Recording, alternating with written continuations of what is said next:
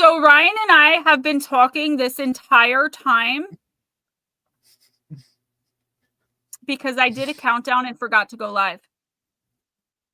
I'm like, who is texting me? I'm like, it's so annoying. Yeah, I saw Mom make a comment. And I was like, wait a minute. What's going on here? We talked about the little people. We talked about sacred bread. We talked about Paranormal Odyssey. I read most of a new story from Gone. I'm so sorry, I didn't mean to interrupt you there, but I saw your mom's comment. No, I was like, whoa, wait a minute. All right, so guys, that was my bad. I was running late to begin with. I was filming the 1-minute readings for the 3rd week of November, and I looked up and it was 12:59. So I'm sorry. Thank you guys for waiting and kind of sticking it out. And you know what's funny? I was wondering why nobody in the chat was talking.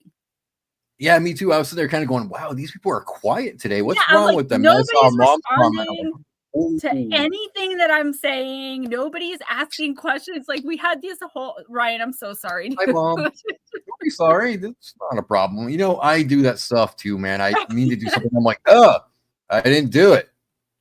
26 minutes, 24 minutes. We went live at 1:02, 22 minutes of just dead air. I'm sorry, guys. That's why Nutslap said, did she fall down the stairs? I'm like, Nutslap, did who fall down the stairs? What are you talking about? You know, man, Nutslap, I was so obsessed with his question. I'm like, is he going to tell me what he's talking about or what? I'm sitting there waiting impatiently and not getting an answer. I'm just like, Nutslap, come on. You can't leave me hanging like this, bruh. And that was the last comment. So Ryan and I were like, did who fall down the stairs? What happened? Yeah. What's going on? We were so confused. Hi, Mom. Hello. And welcome to Neil. I hope you're still listening. I blame the little people. The little people did this somehow. I don't know how, but it's their fault. They did not want us discussing them first thing in the stream. They're like, you got to give a little intro first, Gemma. That, you know, I did that one other time in my 4.5 years, like running live streams on YouTube. It was during a live intuitive oracle, and I caught it after about 10 minutes. And same thing. I only caught it because Steven was like, I don't think we're live. And I looked up, I was like, oh no. Yeah. So don't feel bad. I did that last weekend. I was on a show with Kenny Thibodeau. So bad. Yeah, I sat here for 10 minutes with Kenny, and I'm sitting here talking, and Kenny's not responding. And I'm like, what the hell, bro? You're so quiet. Then I look down at my mic and the red light is off, and I'm like, I feel stupid now. That's why, and it's so funny because my phone, I guess it was a couple of people, Mom, probably you, dinging me. And I'm like, who is texting me during the live stream? I'm like, that's kind of annoying. I'm like, it's either my mom, my kids, or one of my 2 best friends. So I was thinking to Neil, Steven, or Mom. So guys, thank you for sticking that out. I do apologize. I was talking earlier about how, you know, I haven't had a full week of work. So I've been driving myself crazy, trying to just play catch up and being like, you know, I've got to get this, that, and the other thing done, and just like move. And this is what happens when you try to rush things and not like put your all, I think, into it. Because this was kind of just like in the background of me today. Like, I really want to do this stream. I want to talk to you. It's been a while. And I wanted to run this story by you guys. But I feel bad. Ryan's going to have to re-sit back through it. I think I could just explain it instead of like reading it. Yeah, so sure. Guys, I wanted to talk about this story. It's going to be in my new book, and you really aren't going to be able to see like what I'm getting at until we get to the end. So let me see if I can maybe break it down and explain it. Otherwise, I'll have to read it real quick. But let me see. Okay, so Gone, Part 4, Earl Funk and Michael Heron. And this is the first time that I put 2 disappearances together where they did not disappear together.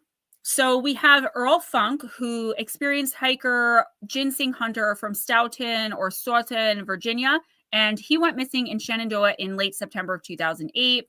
It was pretty cold, despite that it was kind of late. Well, I guess it was late September. They said it was very cold.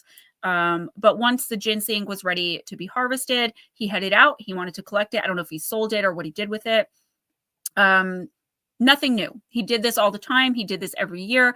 And he went out hunting and gathering and collecting several times a year. So okay, thank you. My screen's like, I'm not going to cooperate with you. So, okay. I'm so out of it now because I'm embarrassed. Okay. Monday for us, you can tell. It is. We are definitely having a Monday. On the 28th of September, 2008, he got onto his ATV, went out into the forest. His main goal, gather the ginseng.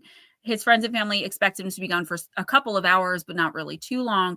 But he never returned. So his parents, of course, called the Shenandoah National Park Service, the county sheriff's department of that county. So the search lasted, I wrote here, 12 days. It involved bloodhounds, hikers, law enforcement, National Park Service, Appalachian Search and Rescue, Greene County Sheriff's Department, and a wide variety of relatives, volunteers, foot searchers, horseback, I believe.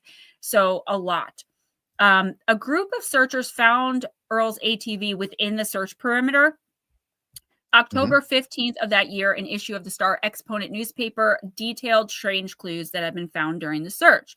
The article read in part, quote, "Last week, searchers found a machete, hat, keys, a pack of cigarettes, a tent stake used for digging, and one boot within the original radius," end quote. That meant the original search perimeter, and all of the items were identified as having belonged to Earl Funk, okay? But here's where it gets strange. Aside from the fact that these items would have been in his pocket, right? Your pack of cigarettes, your hat, maybe not your hat, but hooked to the back. They were saying he had it. His hat was like hooked to the back loop or whatever.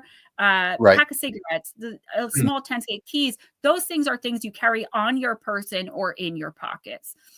Sure. They were found in the end tossed haphazardly around an extremely remote area on the outskirts of the park. So the same article from above also described the 12th day of the search, which said, quote, "On Saturday, searchers went a little beyond areas already combed in that radius," so meaning outside of the initial search perimeter.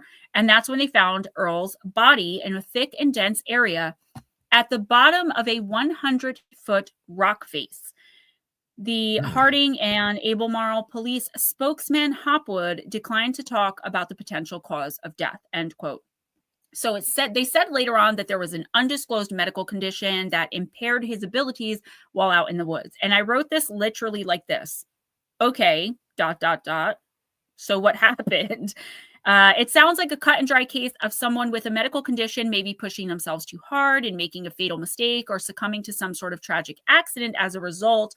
But that's why I wanted to add Michael Huron's disappearance to this, because I made some connections that I only know one other person to have made. And when I went back and looked at this, I was like, oh my gosh. So trust me, guys, it's worth it in the end. Just listen. Michael Edwin Huron was a contractor who primarily lived in Maryville, Tennessee, but he owned a weekend residence, and again, making a long story long, that was adjacent from where his parents lived full-time at the end of Bell Branch Road in Happy Valley in Blount County. So he had two sons. Oh. Across the street from his parents. What happened? You froze up on us for a moment there. I just can't win today. We're having a Monday. Michael lived adjacent from his parents, or he had a weekend home adjacent from where his parents lived on the northern fringe of the Great Smoky Mountains National Park. They all loved it there. And usually when Michael would go, he would visit just to kind of hang out. But a lot of the time he was helping his family with maintenance around the park and around his parents' land for the most part, because they were older and he wanted to make sure that while he was there, he took care of everything they needed.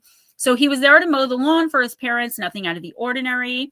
On August 23rd, 2008, so just a few weeks before Earl Funk went missing and was subsequently found deceased under strange and mysterious circumstances, Michael had taken his truck and the trailer mower he owned to his own residence across the street from where his parents lived, parked it at the beginning of his own driveway like he always did when he was going to mow either his parents' lawn or do some yard work for either of them. As soon as he got to his property on Bell Branch Road, he went inside, placed his keys, wallet, money clip, cell phone, credit cards, and gun on the counter before going into his garage, getting on one of his all-terrain vehicles, and riding up the street with it to his parents' house. So they lived adjacent, but it was like up a little bit. It wasn't like directly across the street because you know these big properties, right? You have several acres. His parents' property was surrounded by a very large meadow, a lake just across from his own weekend residence, and then there was a large lake, Chilhowie Lake, less than 3 miles southwest of the properties on Bell Branch Road.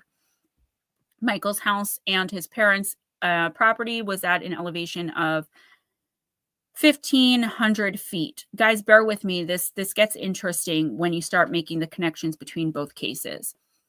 So the parents got nervous because they knew that their son was there to mow their lawn, and they went over to his house to see, you know, if he was there, to see what was going on with him. They found all the stuff on the counter, no signs of a disturbance, but they couldn't get in touch with him. He left his cell phone. They were worried. So they called his children, the two boys, 25 and 27-year-old sons.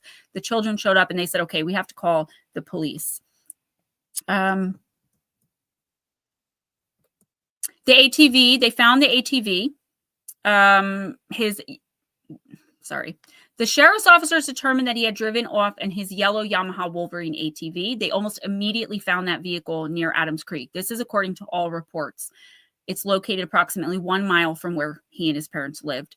It sat idle with the ignition switch still turned on, but they saw that the vehicle had been turned off using the kill switch. His son said he never would have used the kill switch to turn off the ATV, and they immediately felt like something very wrong had happened. The vehicle had no damage, and it was just politely sitting on top of a very steep hill. It was in high gear. They said that his kid said the whole scene was really eerie.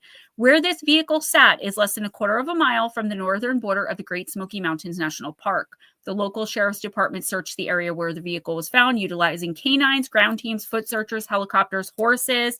The National Park Service also assisted in trying to locate him. But as usual, with so many cases we've covered, inclement weather in the form of pouring heavy rains all over Happy Valley at the time they impeded the search efforts. The rains were heavy enough to have washed away any scent trails for the bloodhounds to follow. I'm almost done, guys. And I hope you stayed with me because I really want your guys' opinion on this one. Blount County Sheriff's Department issued a statement saying they don't believe Michael was involved in any criminal or illicit activity and that they don't believe his case involves any sort of foul play.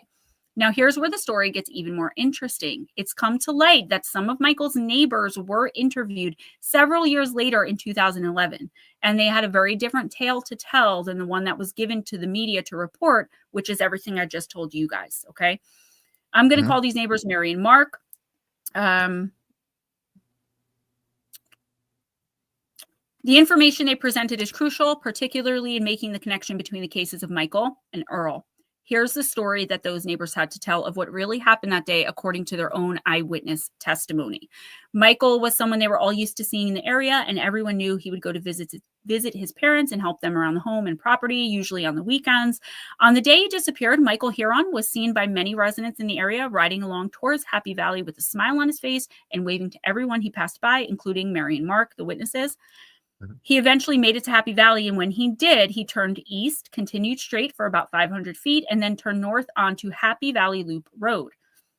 Now, this is not where, this is nowhere near where investigators told reporters they found the ATV.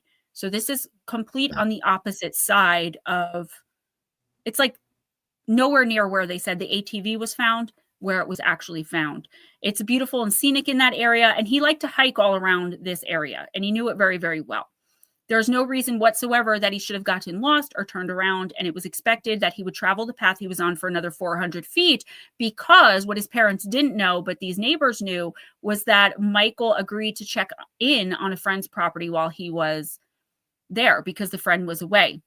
So that's what the witness assumed that he was doing. But for some strange and unknown reason, instead of traveling the additional 400 feet to his friend's home and pulling into that driveway, he made a sharp left turn, continued up a well-maintained but very desolate rural road on a slight incline to another very nice residence located about an eighth of a mile up that road. Once he got there, he turned his ATV into that home's driveway, and that's when he vanished. The driveway, like right, I know it says turned in, but that's not what happened. That's why this is unedited. Right before he turned in, coming up this incline, the kill switch, I almost said shift, was hit and he was gone. Nobody actually saw him disappear once he was pulling, like it looked like he was going to go into this driveway. Everyone just stopped watching and went on with their life.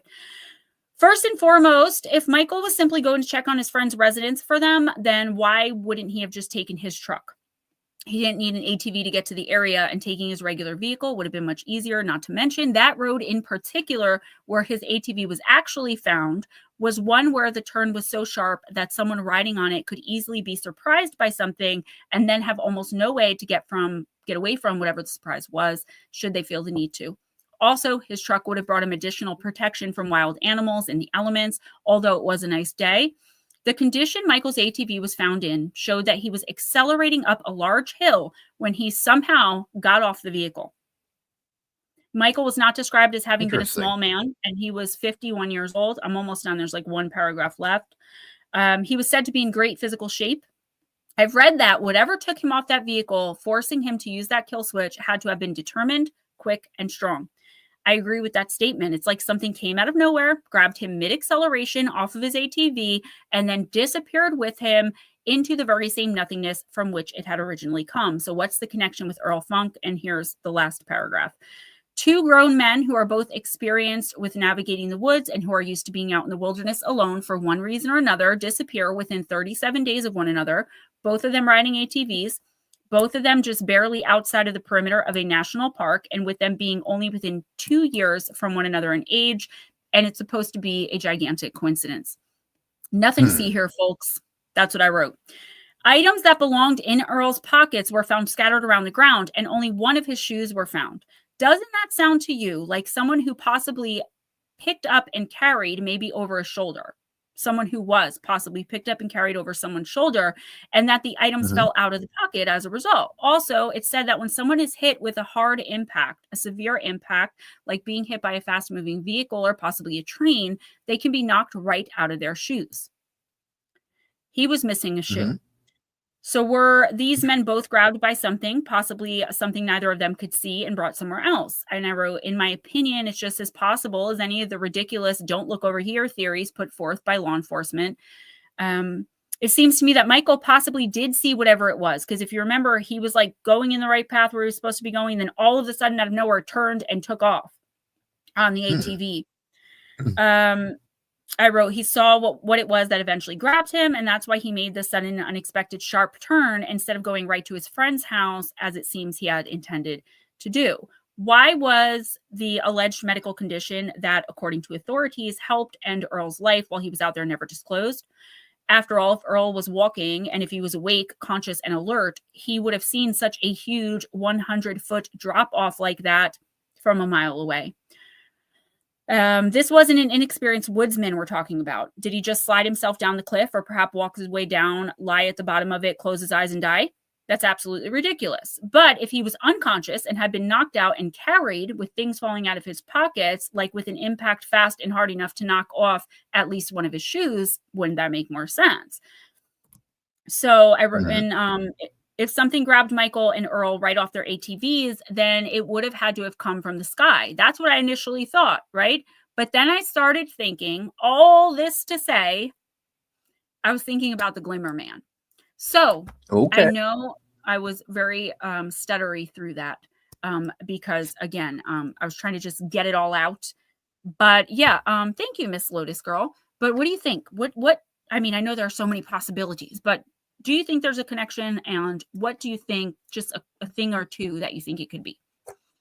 You know, it kind of reminded me of a Dogman case that happened in 1978 in Michigan. Something very similar happened where a guy had seen a Dogman during the day while he was riding his dirt bike.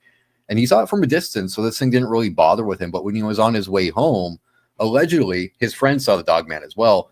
When he was driving home, this Dogman actually stalked him, knocked him off of his dirt bike, carried him a certain distance, and just left him lying on the ground. So remind me of that. You know, it could be something along those lines. I never heard that.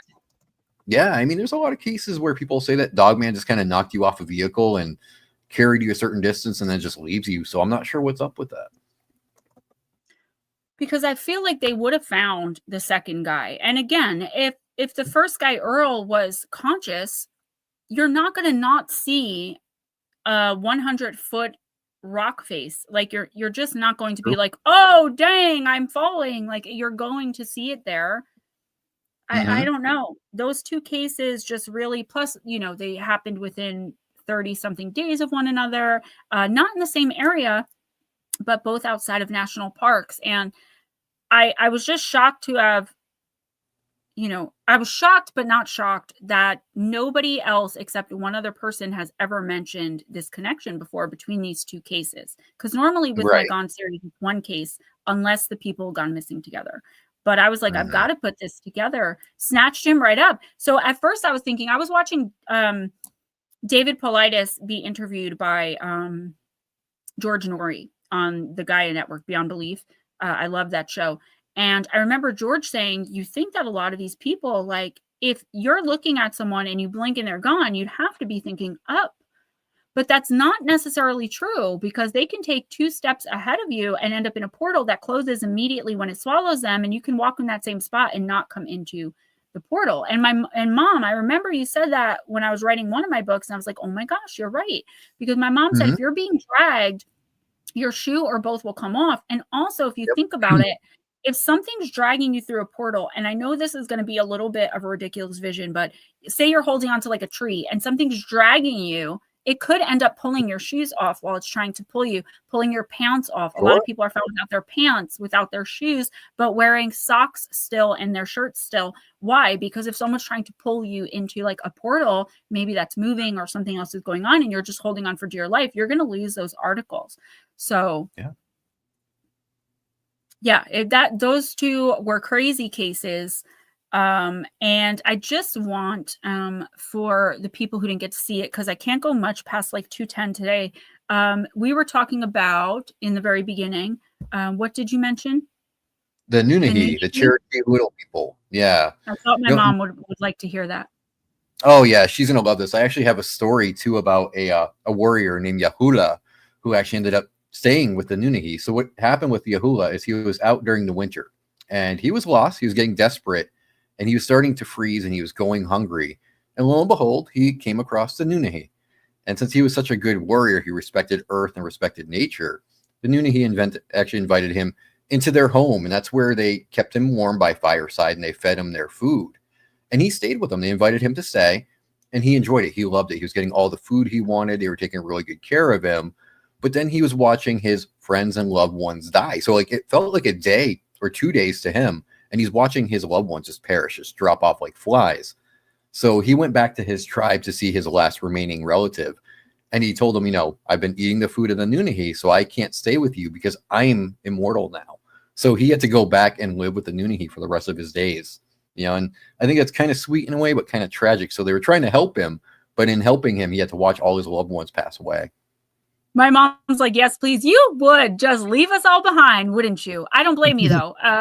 I think I would actually consider it. I always think about that's a little bit, not as much, but a little bit like my big obsession is vampires. Not, I mean, real, actual vampires. I haven't been able to prove their existence yet, but in more modern times with vampire talk, not that I believe everything on TikTok, but there are some cases that people are coming forward with that do ring very true to me.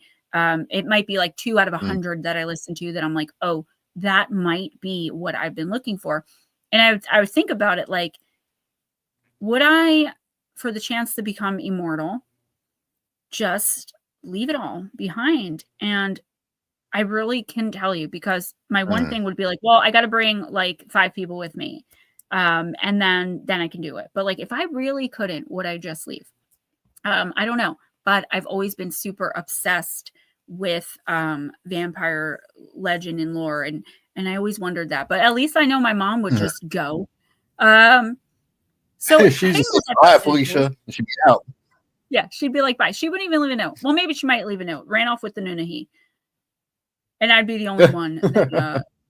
Yeah, and so I always am very, very sure and cautious to mention that I'm not talking about the people who run around drinking other humans' blood. That is a form of vampirism. But I'm talking about, I'm sure it's much different than we see in the movies, but something similar to that. Like they've been around for since the beginning of time, and they maybe can't come out in the sunlight, maybe they can, I don't know, it depends on which legends but they drink your blood and you become immortal if they decide to turn you. I do believe it. I believe it happened way more back in the day. Like nowadays, if you find an exsanguinated body, there's going to be like, it's going to be all over everything, right? If it continuously happens. Whereas in New Orleans in the early 1900s or mid 1800s, I was going to say that. Yeah. Because what's his name? My dad was Cajun, so when I was growing up, my dad used to tell me, "Don't ever walk down the streets of the French Quarter by yourself." And I would be like, "Well, Dad, why not?" He'd tell me, "Strigoi. There's Strigoi in New Orleans, and they'll snatch you up. So don't ever walk those streets by yourself." I thought you said Asian, and I didn't want to question it, but you said Cajun. Wow. Okay. Yep. He used to tell me all the time, "Don't walk down the French Quarter. Don't do it by yourself because you'll regret it. You won't live to regret it, but you'll regret it eventually." So I told my mom that once I start making enough money, like the one thing I really want to do for and with her is nut slap. I hope that my name becomes immortal, maybe, is bring her to New Orleans. But I want to do like the ghost tours. I want to do the tour of the Lalaurie mansion. We want the spooky stuff, right? Even though I don't believe that's really how it goes, but like again, I do. Guys, I covered him in a couple of videos. Jacques Saint Germain. He is one who there was a woman who claimed, a woman of the night who jumped out of a very high window of his very luxurious apartment nude. And she broke several bones to run off and tell the police that, what happened to her in his apartment, that she risked killing her, like taking her own life, ending her life just to get away from him. She said he bit her neck and he tried biting her and his eyes turned black. But because she was a woman of the night and he had a lot of money and was wealthy and respected, they did not that night do anything about it. They said, okay, nope. He's like, I'm tired. Can't we do this in the morning? It's so ridiculous. The police were like, yeah, sure. He gave them some money. And when they came back the next day, he was gone. But he had left bottles of wine mixed with human blood in his closet. So I just believe it. I believe it. I wonder, Smoochie Girl, if Saint Germain Street is where maybe he had that apartment. He would say that he was, they would say that when they were all drunk, they never saw him eat. And they never really saw him drink except for his own special wine that he would only drink. He would buy the best of everything for everyone else, but he would only drink from this special wine that he said was homemade. He brought it from home. But then once people would get more and more drunk, he would start to say that he was not related to an explorer from 400 years earlier with the same last name, but that he was that explorer. Just come to Louisiana or New Orleans, and the likenesses of them are uncanny. They're both around early 40s age.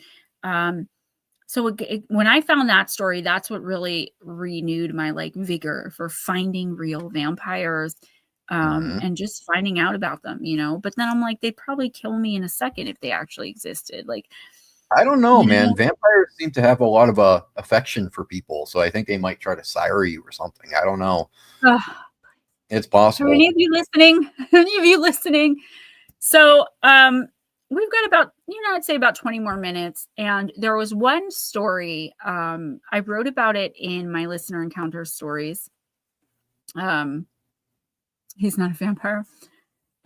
Maybe he wrote those words before becoming a vampire. But okay, so there was this lady, and she had a boyfriend, and her son was 10 years old. And so her boyfriend, the son, and the boyfriend's best friend decided to go camping. The woman she met them there. I don't remember where it was. I believe it was Tennessee, but I'm not 100% sure. The woman met them there a little bit after, so they could set everything up, the boyfriend and the best friend.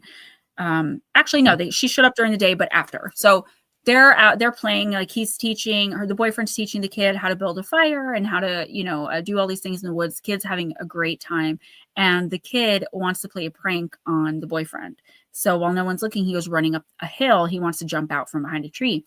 And the boyfriend's like, hey, no, don't run off. He's telling him, like, don't run off, because he was afraid he was going to fall, down the hill if he didn't see the end of it. The kid was not used to being in the woods. So the hello to everyone I didn't say hi to, by the way.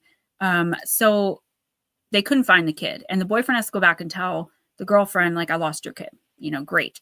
So they all go looking for the kid. Takes about an hour before the kid comes out, shaking, shivering, crying, hysterical. I saw a vampire. Whoa. In those woods. And he knew it was a vampire. And the adults are like looking at each other, trying not to laugh. They don't want to devalue him or make him feel bad. But they're telling him, like, no, you didn't. You didn't see a vampire. And the kid's like, I know what I saw. I saw a vampire. So they go and look just to kind of make the kid feel better. Of course, they don't find anything. Nightfall. So this was right at around dusk. It wasn't like full daylight. It was like dark enough, but it was still some sunlight out. Once it gets dark out, they're roasting marshmallows by the campfire. They're telling stories, but this kid cannot calm down. He's just hanging out in the tent, and he's still crying, and he's still really scared. And this is a few hours later. This is like 10, 11 at night.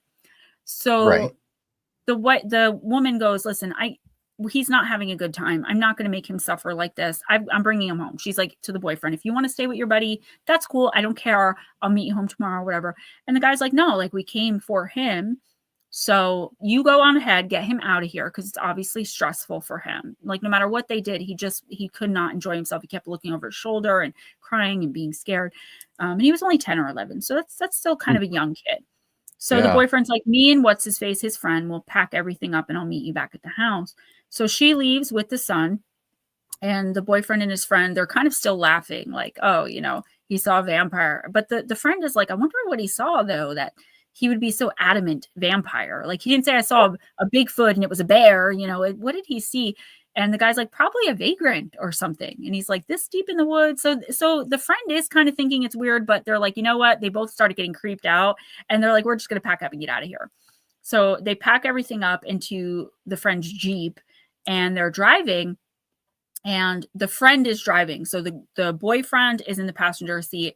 And he suddenly said, I turned white as a ghost. He said, I looked over at my friend who was driving, and I said, did you see that? And the friend goes, what did you see? A vampire? And the guy's like, cursing at him. He's like, I saw a dude in a what is it called? A tuxedo and a top hat on the side of the road. He's like right back there. And the guy's like, oh, it must have been a vampire. Whoa. And he's like, I'm not messing around. Nope. He's like, I saw it. Let's go back. He's like, I'm going to prove to you that I saw this dude. He's like, we're not picking him up because he looked really creepy. He's like, but I want you to see what I saw. They go back. They don't see anything.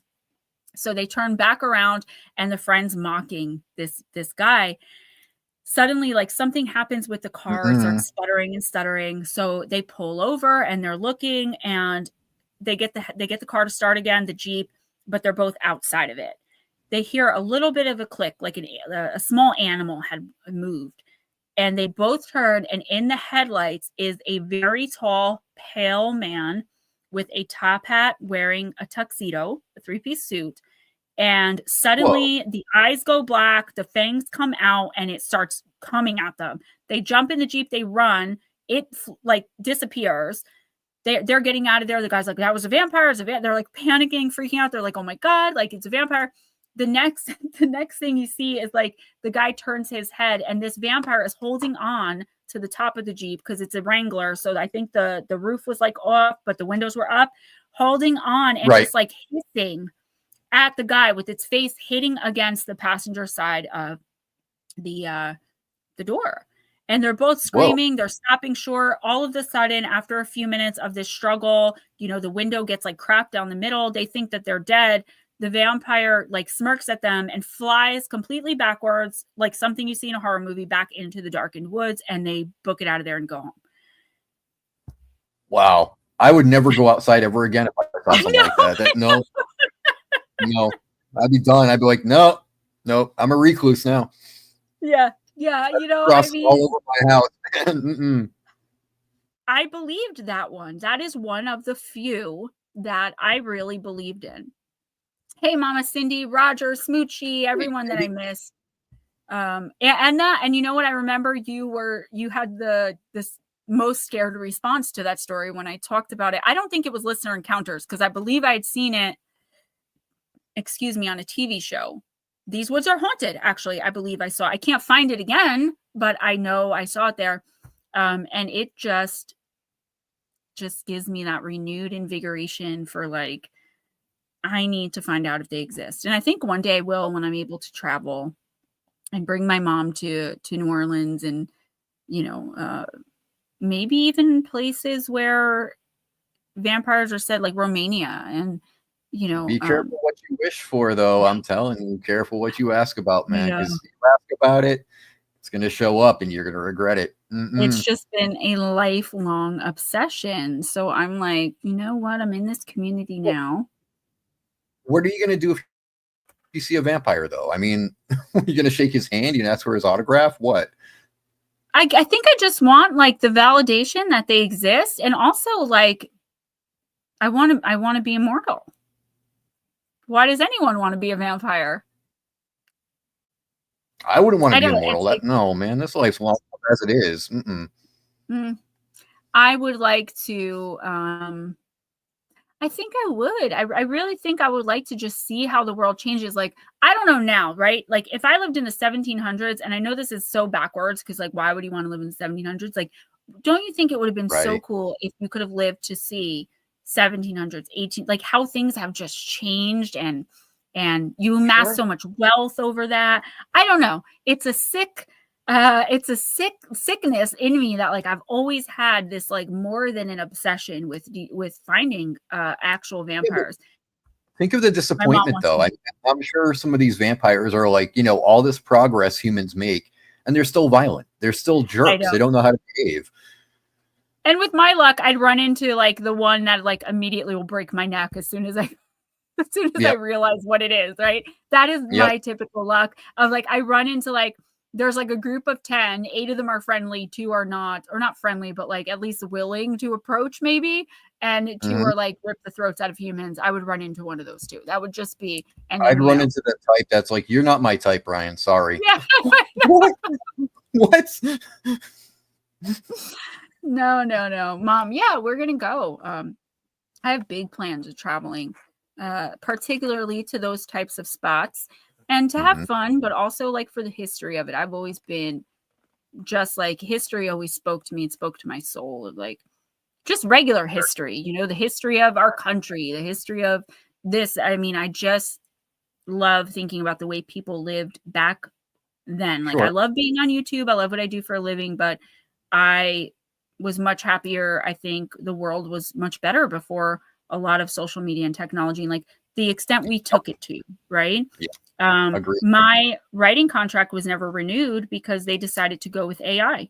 So I literally lost several $1,000s a month overnight, because why use a human being when you can get twice as much work done for, whatever you pay for the AI system, $20 a month.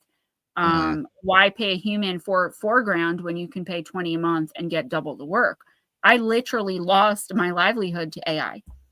I'm pretty bitter about it. AI is to make our IQ drop. That's what's going to happen with AI. It's going to ruin our IQs because we don't have to learn.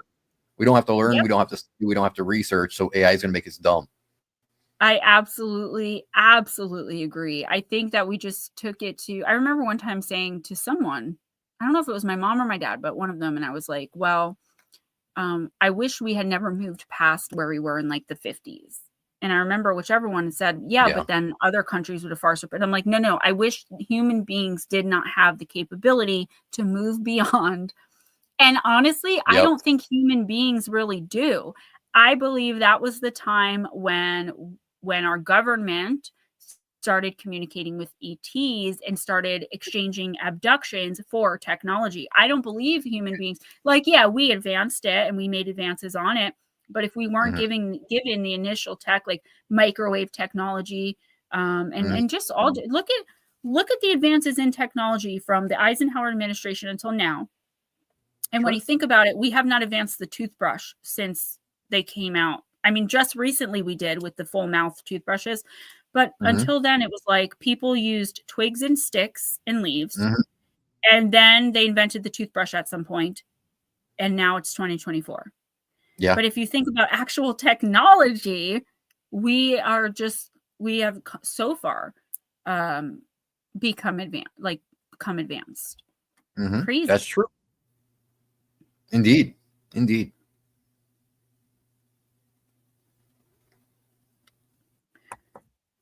Smoochie said it would be so much better, Gemma, like the movie Pleasantville.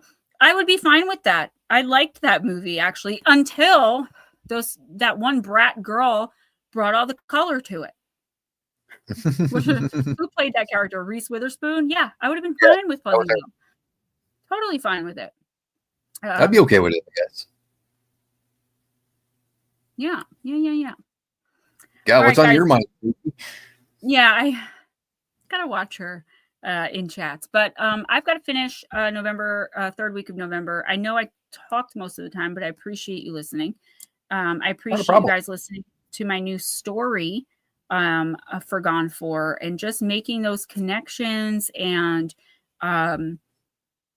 being able to look at these disappearances, guys, through a wider lens and understanding that, yeah, some of them are abductions. Some of them are people getting lost or hurt, and it's legit. But if someone gets lost within 50 years, you should find something. I mean, that's just my opinion. We leave bones behind. We leave evidence behind. Even if animals scatter remains, 50 years. And Dennis Morton, I don't think he's been found. I think maybe a piece of his skull or something. No? I'm thinking of Jared Attenborough. Yeah, no. And that's what that case actually came up while I was researching for these two, which is why I kind of thought of him. But it's like, if you get lost, like something will come up. It takes forever to hair. Like your hair gets used in nests, and it's just it's so bizarre. And we can't just take it at face value of like, oh, there's nothing to see here. It just so happens that the last 100 accidental disappearances, it started raining and snowing to the point where nobody could search for anybody, just all right, Mom, I will talk to you later. As for the rest of you, take a look at my shorts. I already did like 8 random ones, and I've got the third week of November coming out, and I will see you guys on Friday night. That's it. Bye, Ryan. Thank you for hanging out with me today. See you next week, by the way. Bye, guys. Bye.